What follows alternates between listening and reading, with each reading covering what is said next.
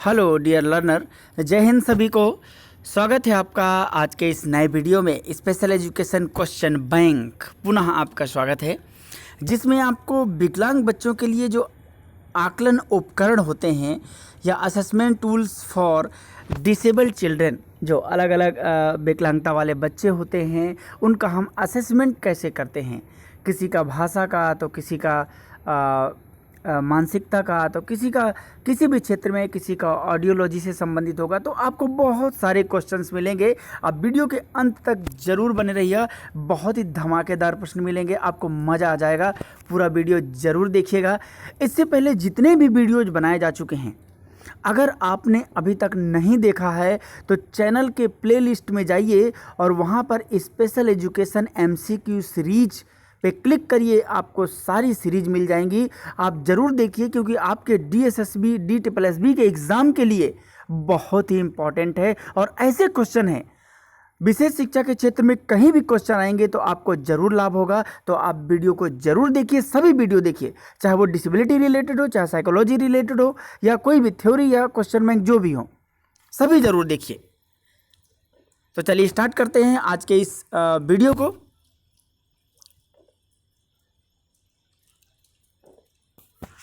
ये रहा आज का आपका पहला सवाल। इससे पहले यदि आपने अभी तक चैनल को सब्सक्राइब नहीं किया है और आप चैनल में नए हैं तो चैनल को ज़रूर सब्सक्राइब कर लीजिए एंड बेल आइकन को ज़रूर प्रेस करिए, ताकि आने वाले न्यू वीडियो का नोटिफिकेशन आपको तुरंत मिल जाए और आप ऐसे ही महत्वपूर्ण वीडियो का लाभ उठा सकें। तो चलिए स्टार्ट करते हैं। दोस्तों तक शेयर करना ना भूलें, दबा करके शेयर करिए। तो चलिए देखते हैं पहला सवाल। MDPS का पूर्ण रूप है, चलिए देखते हैं। ये रहा फुल फॉर्म इसका, मद्रास डेवलपमेंट प्रोग्रामिंग सिस्टम, यानी कि मद्रास विकास कार्यक्रम प्रणाली, जो कि मानसिक मंद बच्चों के लिए, जिन्हें हम वर्तमान में बौद्धिक अक्षम बच्चे कहते हैं, उनके आकलन के लिए हम इसका प्रयोग करते हैं। ये भी देखते हैं कि इसको किसने डेवलप किया, तो professor Jayachandran and professor V Vimala ने। ये दोनों एक साथ में महोदया हैं जिन्होंने इनका निर्माण किया था। और 1975 में, यानी कि जो पहली बार ये प्रकाशित हुआ था, या यूँ कहें कि जब बना था, तो इसकी जो पहली जो सन है वह है 1975। इसके बाद इसके एडिशन आते गए, 1975, 78, 82, 86, 92, 95, तो इसके रीप्रिंट भी होते गए। तो आई होप कि इसे आप समझ पा रहे होंगे। तो ये हमारा मद्रास डेवलपमेंट प्रोग्रामिंग सिस्टम है। ये इससे रिलेटेड जानकारी है, ये कि ये भी एक प्रकार का असेसमेंट टूल्स है।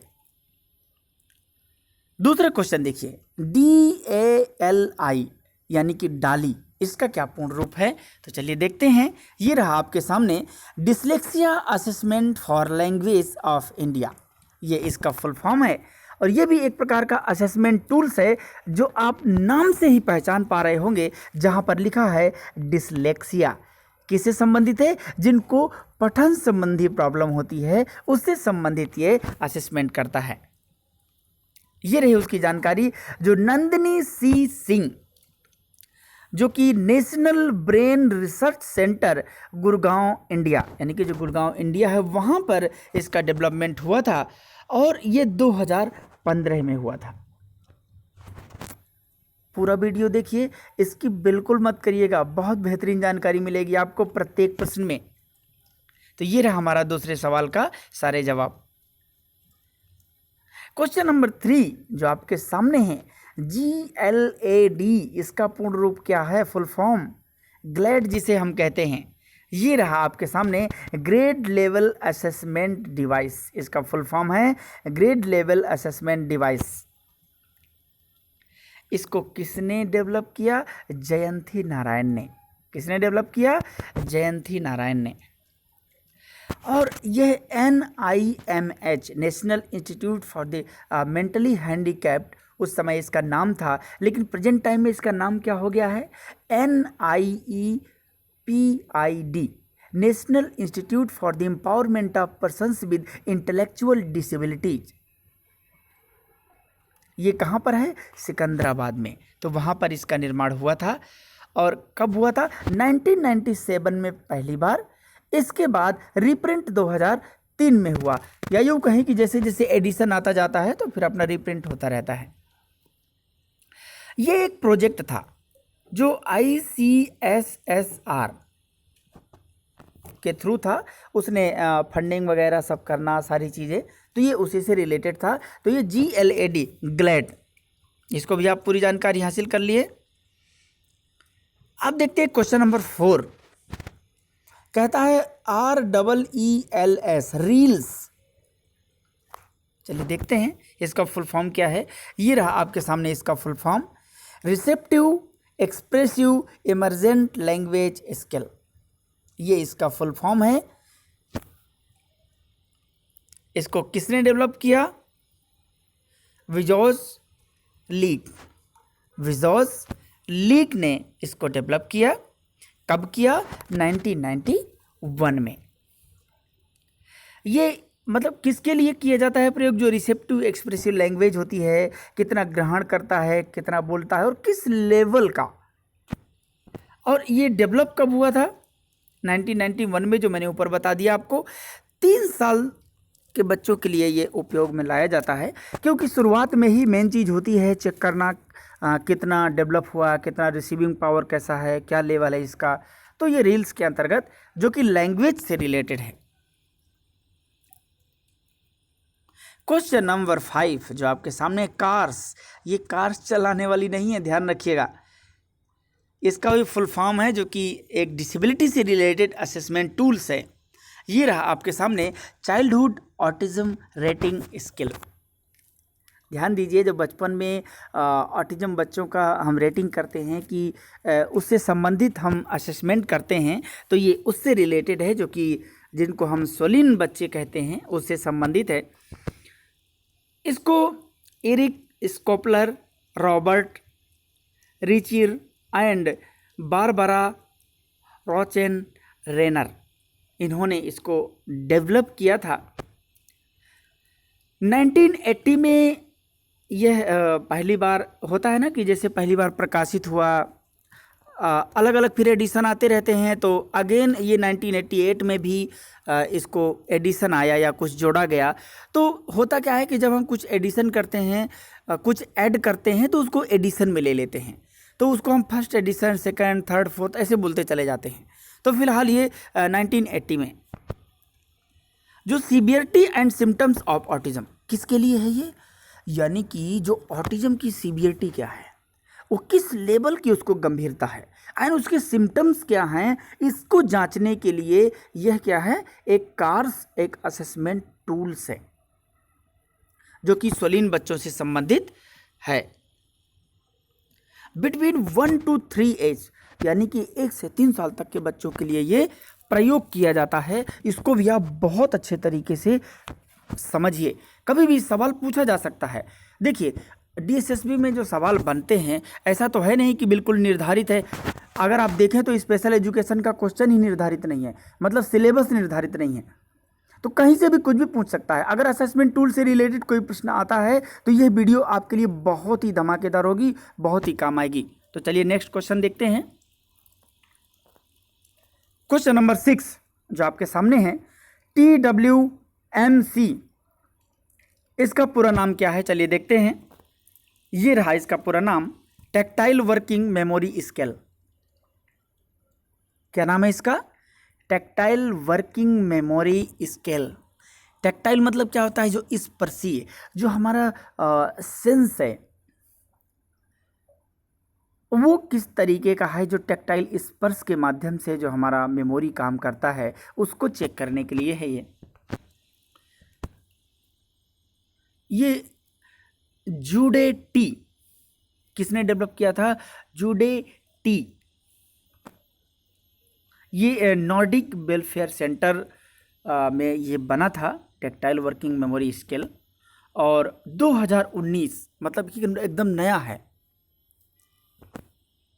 और फॉर डेफ ब्लाइंडनेस, वाह, यानी कि जो बधिरांध बच्चे हैं उनके आकलन के लिए यह टूल निर्धारित है। कभी कभी आपको सवाल में ऐसे भी क्वेश्चन आ सकता है, जैसे मान लीजिए यही दे दिया टैक्टाइल वर्किंग मेमोरी स्किल। अब टैक्टाइल तो हमारा विजुअल इम्पेयरमेंट से भी रिलेटेड होता है। अब वहाँ पर ऑप्शन दे देगा आपको हियरिंग इम्पेयरमेंट से रिलेटेड, ऑटिज्म बच्चों से रिलेटेड, डेफ ब्लाइंडनेस से रिलेटेड, विजुअल इम्पेयरमेंट से। तो अब क्या करना होगा आपको, अब ये पहचानना होगा। इसीलिए आपको ये जानकारी भी रखना जरूरी है कि कौन सा जो टूल्स है वो किसके लिए उपयोगी है, कौन सी डिसेबिलिटी से रिलेटेड है। क्वेश्चन नंबर 7 जो आपके सामने है, CTOPP, इसका फुल फॉर्म क्या है? ये भी एक असेसमेंट टूल है। चलिए देखते हैं। ये रहा आपके सामने, comprehensive test of phonological processing. क्या फुल फॉर्म है इसका? Comprehensive test of phonological processing. चलिए इसको भी देख लेते हैं हम। 1999, वाह, 1999 में बना था ये। एज इसकी कितनी? 4 to 6 ईयर्स। तो ये हमारा संबंधित है जो comprehensive test of phonological processing, जो ध्वन्यात्मक यानी कि सुनने से संबंधित है, ये उससे रिलेटेड है। क्वेश्चन नंबर 8 जो आपके सामने है कि ESPT, ध्यान रखें, ESPT इसका फुल फॉर्म क्या है? देखिए, शॉर्ट नेम में भी देता जा रहा हूँ, फुल फॉर्म में भी देता जा रहा हूँ, ताकि सबका फुल फॉर्म भी आपको पता हो जाएगा एंड उसका बाकी चीज़ों की डिटेल भी आपको पता हो जाएगी। इसका फुल फॉर्म क्या है? Early speech perception test. Full form इसका क्या है? Early speech perception test. इसको किसने डेवलप किया? गियर एंड मूक ने। ये 3 ईयर्स के बच्चों के लिए उपयोग किया जाता है। क्या नाम है इसका? ESPT, early speech perception test. और ये खास करके एक बात और है इसमें, प्रोफाउंड हियरिंग इम्पेयरमेंट बच्चों के लिए किया जाता है, जिसको हम प्रोफाउंड हियरिंग लॉस कहते हैं। ये उन बच्चों के लिए प्रयोग किया जाता है अर्ली स्पीच परसेप्शन टेस्ट।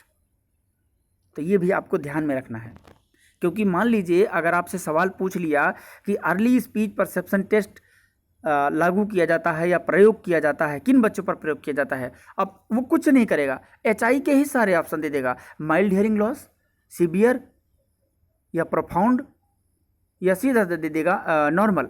तो किस पर किया जाता है?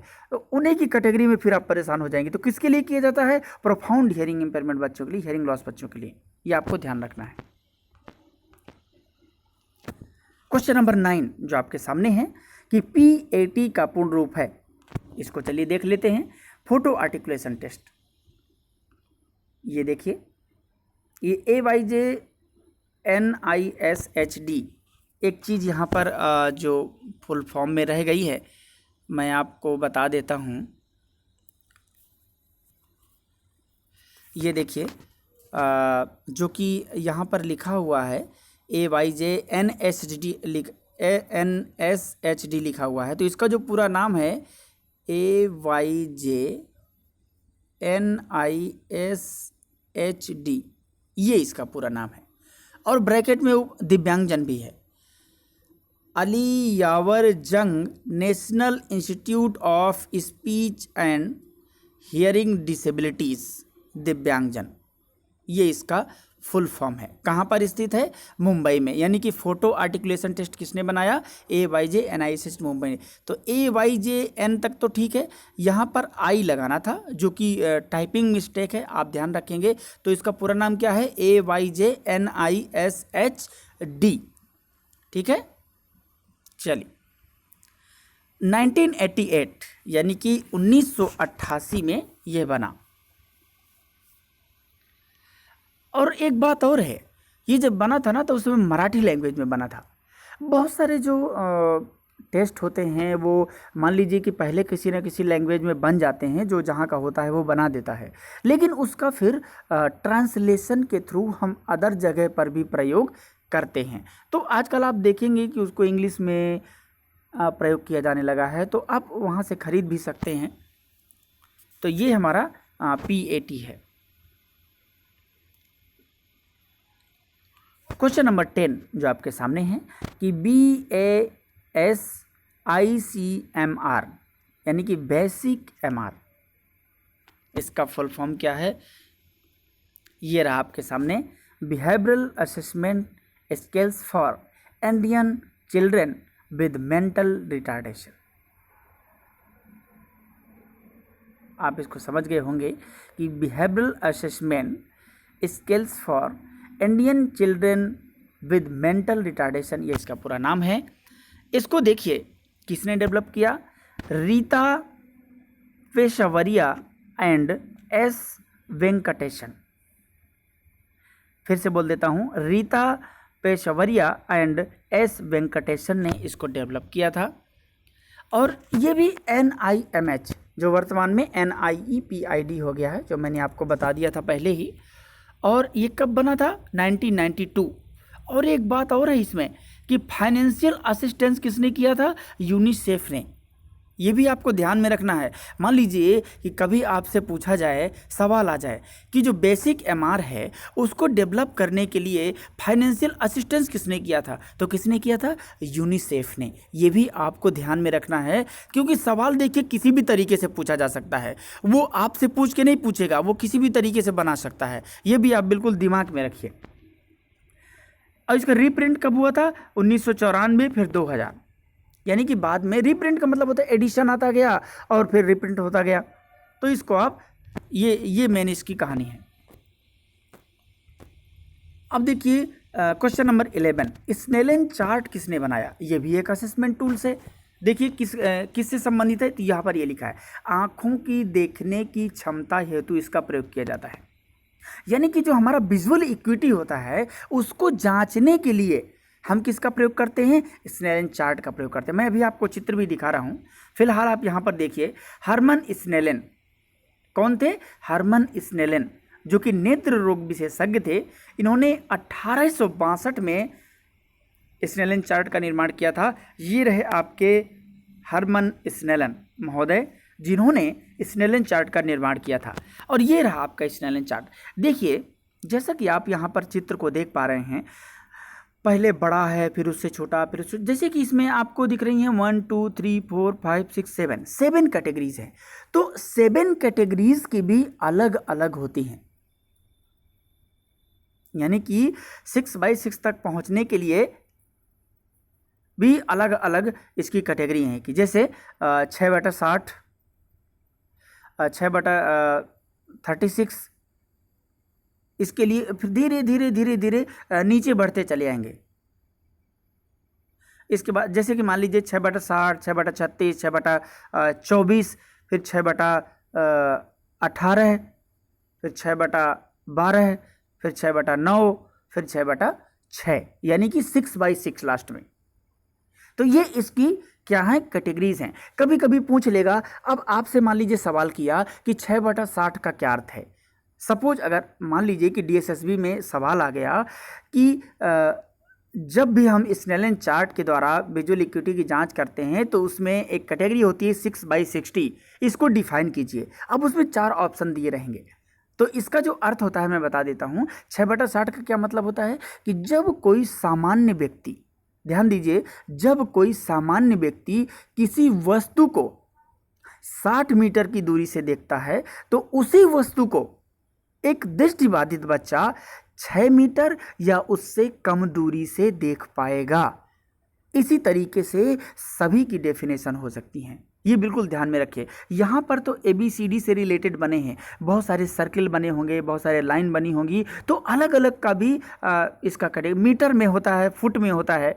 मान लीजिए आपको एक एग्जांपल दे दे कि 20/200 स्नेलन संबंधित है, मीटर से, फुट से, इंच से, तो ध्यान रहे फुट से संबंधित होता है। लेकिन जहाँ पर 6/60 जुड़ा हो वो किससे संबंधित होता है, आपका मीटर से संबंधित होता है। ये बिल्कुल दिमाग में रखिएगा। और ये आपको मिल जाएगा according to PWD and according to RPWD। तो वहाँ पर जो 6 था वो 60 था, वो 3 भी हो गया है। तो ये भी आपको ध्यान में रखना है। अब देखते हैं क्वेश्चन नंबर 12 है, यानी कि आरंभ उपकरण है। ये भी देखिए उपकरण है जिसे हम कहते हैं कि शुरुआत हो गई।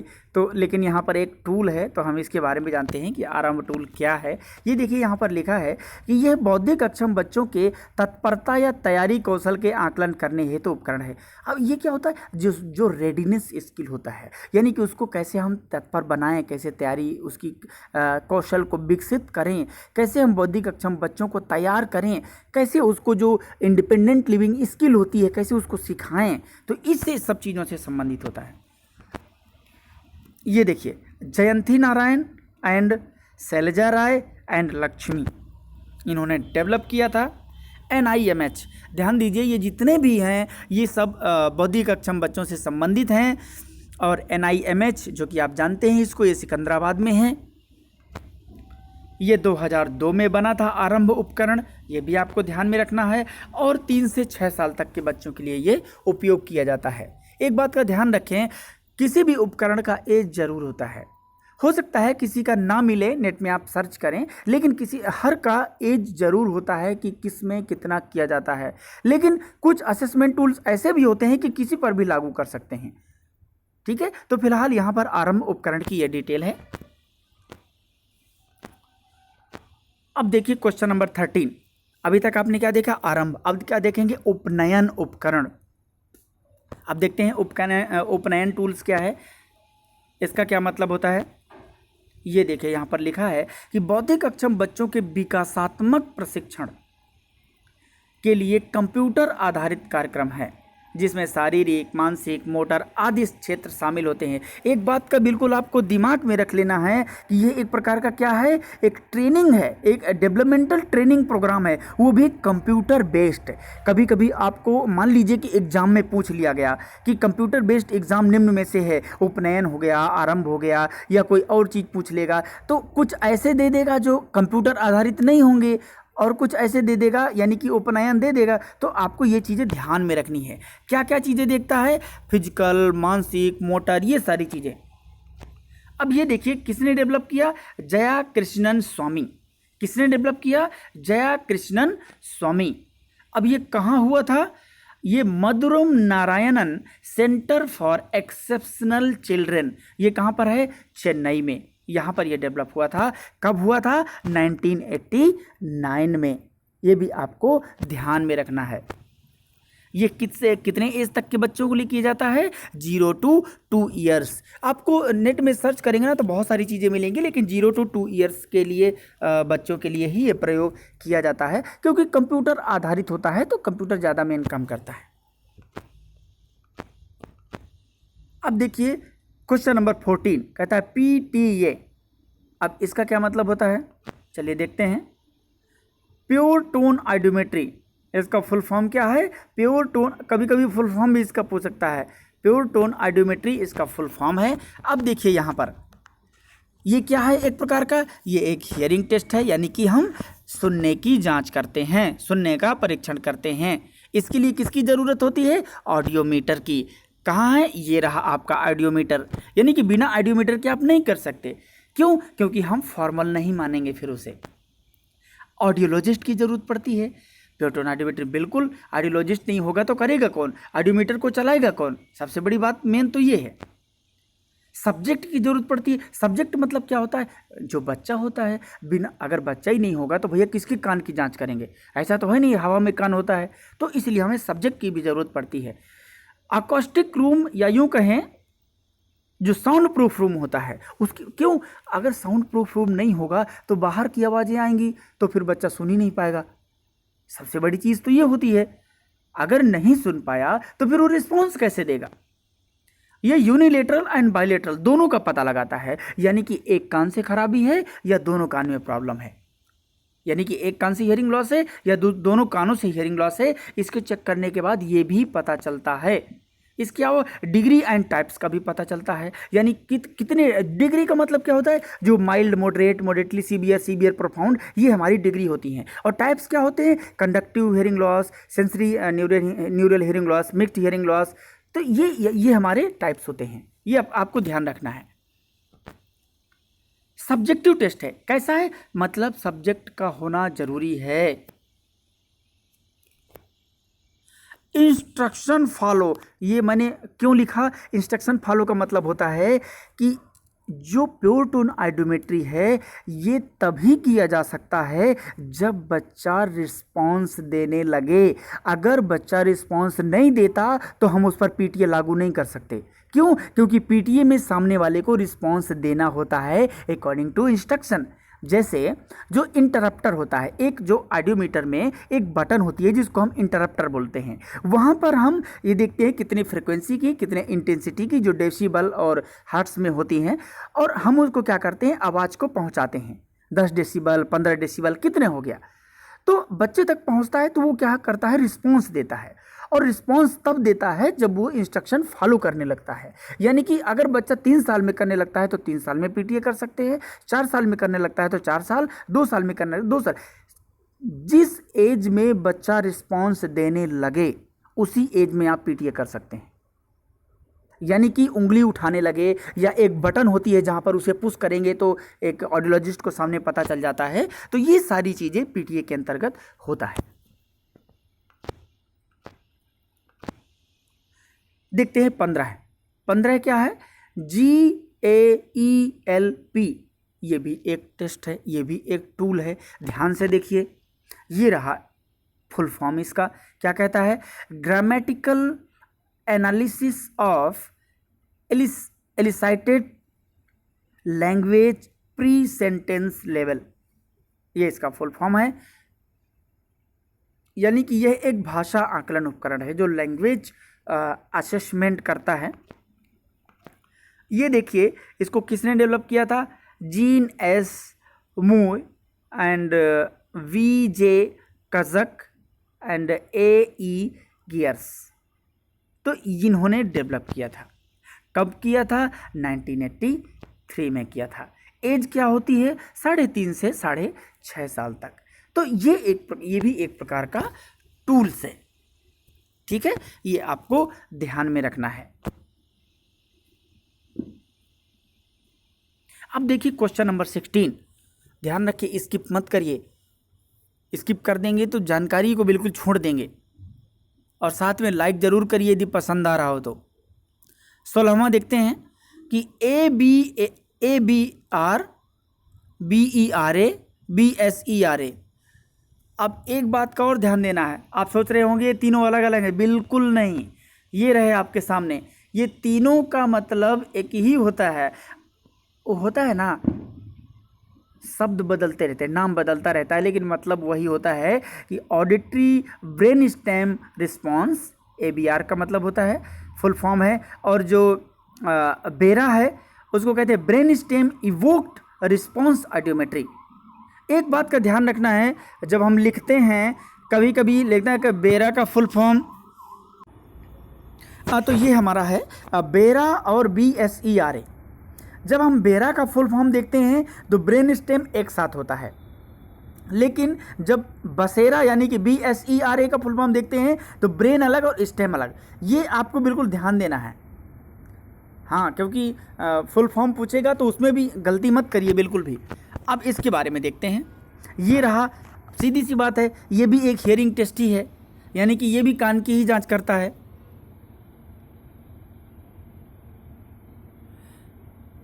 क्योंकि ये अलग तरीके से जांच करके निकालता है। और भी क्योंकि आइडियोमेट्री करता है, तो सीधी सी बात है, आइडियोमेट्री का मतलब ही होता है, आइडियोमेट्री कर रहा है तो ऑडियो मतलब सुनना, तो प्रोसेसिंग करता है कान के जांच की, तो ये मेन चीज़ है। अब देखिए, ये बेरा इक्विपमेंट होता है इसका, एक अलग नहीं कि पता चले कि आप ये आइडियोमीटर अलग होता है, इसका एक अलग ही इक्विपमेंट होता है। ये आपको ध्यान रखना है। पता चले सर ने बोला था कि सर पीटीए किए थे तो उसी मशीन से आइडियोमीटर से हो जाएगा, बिल्कुल नहीं। तो इसका भी एक अलग इक्विपमेंट होता है, हर चीज़ का अलग इक्विपमेंट है।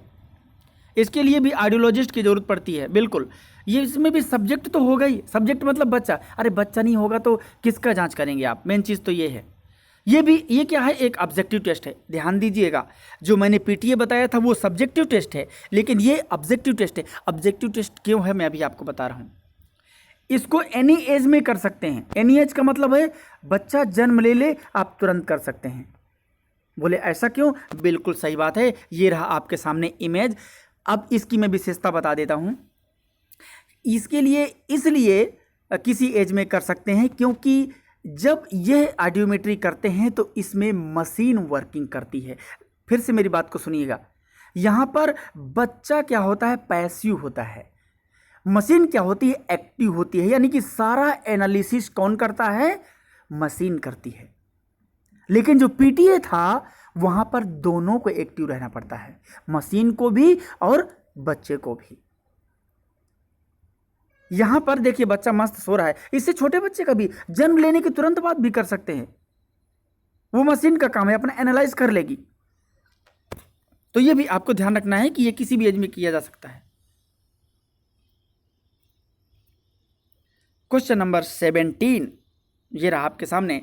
रिनेल जिंकिन विकासात्मक स्केल, रिनेल जिंकिन डेवलपमेंटल स्केल है। चलिए देखते हैं, इसको भी देख लेते हैं। ये रहा आपके सामने। यह परीक्षण जन्म से 5 वर्ष की आयु तक नेत्रहीन या आंशिक रूप से दृष्टिहीन बच्चों के मोटर और मानसिक विकास का आकलन करने के लिए डिजाइन किया गया था। ध्यान दीजिएगा, मान लीजिए कि आपको सवाल आ गया कि क्या आ गया, रिनेल जिंकिन विकासात्मक स्किल संबंधित है एचआई बच्चों से, बीआई बच्चों से, ऑटिज्म बच्चों से, बौद्धिक अक्षम बच्चों से। तो किससे संबंधित है, ये विजुअली इंपेयर्ड बच्चों से संबंधित है। ये आपको दिमाग में रखना है। अब देखिए इससे संबंधित, देखिए इससे संबंधित किसने डेवलप किया था, रिनेल एंड जिंकिन ने, इन्हीं के नाम से बना था। कब बना था, 1978 में। तो देखिए अलग अलग एडिशन आ जाते हैं ना, तो आपको 1979 भी मिलेगा, और भी ज़्यादा मिलेगा, और भी ज़्यादा मिल सकता है, ठीक है। लेकिन 1978 में ये बना था। लेकिन आपको एक पुस्तक भी बनी है इस नाम से, तो वो 1979 दिखाएगा। एक बात का और ध्यान रखिए, तो 1978 ही इसका सही है।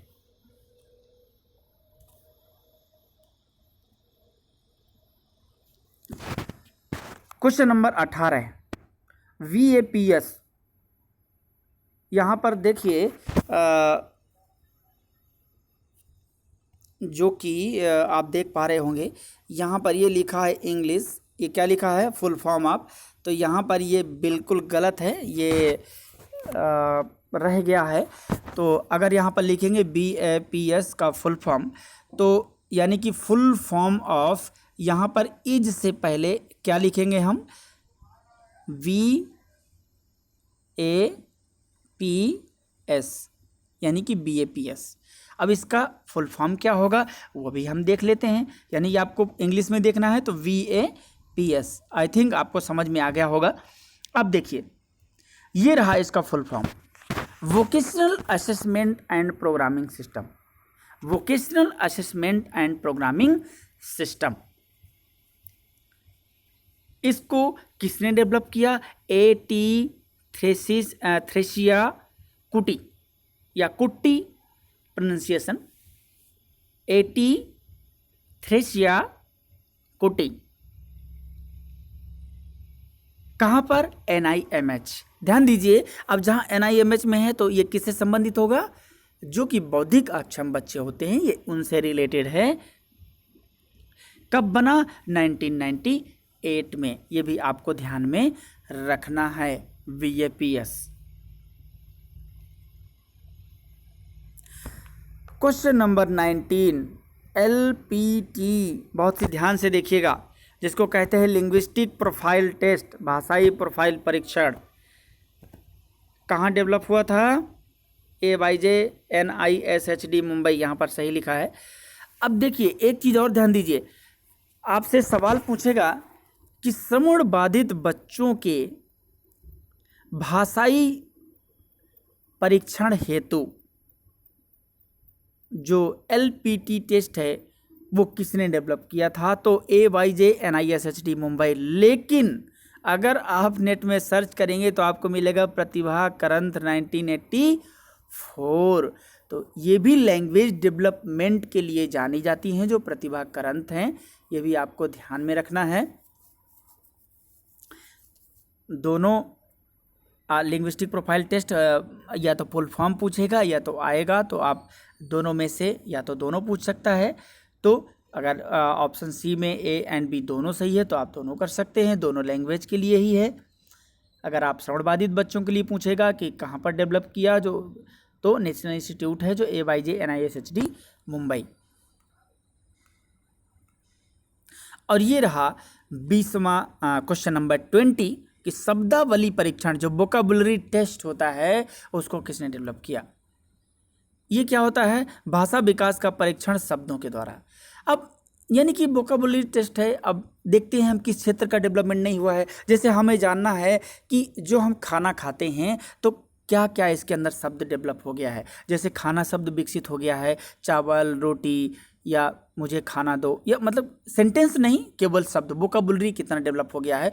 और वोकैबुलरी सेंटेंस के द्वारा भी हम चेक कर सकते हैं, ऐसा नहीं है, लेकिन शब्दों के द्वारा कि किस किस क्षेत्र के कितने शब्द इसे पता हैं वो बता सकता है। मान लीजिए कि एजुकेशन में है तो जितने शब्द होंगे, मान लीजिए कि ड्रेसिंग में है, जो कपड़ा पहनता है, पहनना, कपड़ा, पैंट, जूता, मोजा, जो भी, व्हाटएवर। श्रीदेवी, ध्यान रखिए, श्रीदेवी वो नहीं है जो हीरोइन है। श्रीदेवी एक महोदया हैं जिन्होंने 1988 में इसको डेवलप किया था।